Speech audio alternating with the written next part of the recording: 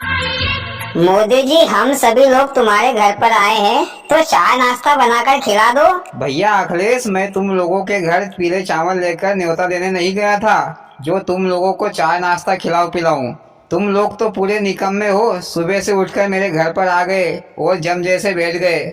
मोदी जी, मैं निकम्मा नहीं हूँ, मैं तो ऑफिस जा रहा हूँ, पर अभी 1 घंटे का टाइम है तो मैं तुम्हारे घर पर आ गया कहानी सुनने के लिए। तुम्हारी कहानी सुनकर मजा आ जाता है मोदी जी। कोई अच्छी सी कहानी सुना दो मोदी जी। क्यों भाई लोगों, क्या मैं कहानी सुनाऊं?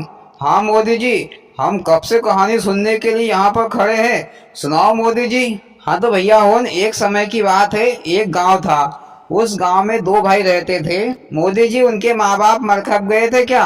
हाँ भैया योगी जी, 2 भाई थे।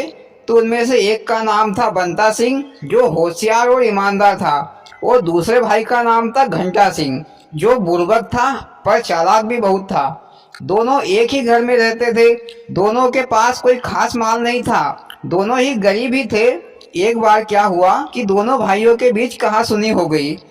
तो घंटा सिंह ने बंता सिंह से बंटवारे की बात की, तो बंता सिंह भी राजी हो गया। वह बेचारा तो ईमानदार था, तो कहा कि भैया एक काम करो, तुम तुम्हारे हिसाब से ही बंटवारा कर दो। तो घंटा सिंह ने बंटवारे के बारे में पूरी प्लानिंग कर ली थी, पर उनके पास कोई खास सामान भी नहीं था। उनके पास एक गाय थी, एक गर्म कंबल, और घर के पीछे एक आम का पेड़ था। तो घंटा सिंह ने कहा कि भैया, गाय का अगला हिस्सा तुम्हारा है और पिछला हिस्सा मेरा है। एक कंबल था, तो भैया कंबल दिन भर तुम्हारे पास रहेगा और रात को मेरे पास रहेगा। रही बात आम के पेड़ की, तो भैया आम का पेड़ का तना और जड़ तुम्हारी और डाली पत्ते मेरे। बेचारा बंता सिंह कुछ भी नहीं समझ पाया और हाँ कर दी कि ठीक है भैया। अगले दिन से बंता सिंह ने गाय को चारा भूसा खिलाया पिलाया, पर गाय का दूध दूहने के लिए घंटा सिंह निकला, क्योंकि गाय का पिछला हिस्सा तो घंटा सिंह का था। तो घंटा सिंह ने गाय का दूध लगा लिया। और रही बात कम्बल की, और कम्बल को भैया बंता सिंह दिन भर धो चौके घड़ी करके रख देता था, क्योंकि दिन में तो कम्बल की कोई जरूरत नहीं होती थी।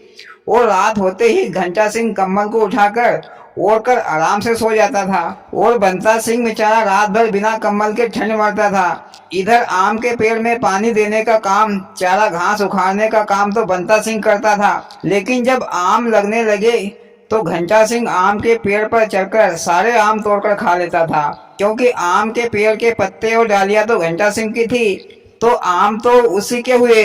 ऐसा करते करते कुछ दिन बीत गए, कुछ हफ्ते निकल गए। फिर एक दिन भैया बंता सिंह निराश होकर जंगल की ओर चल पड़ा। चलते चलते वह घने जंगल में पहुंच गया।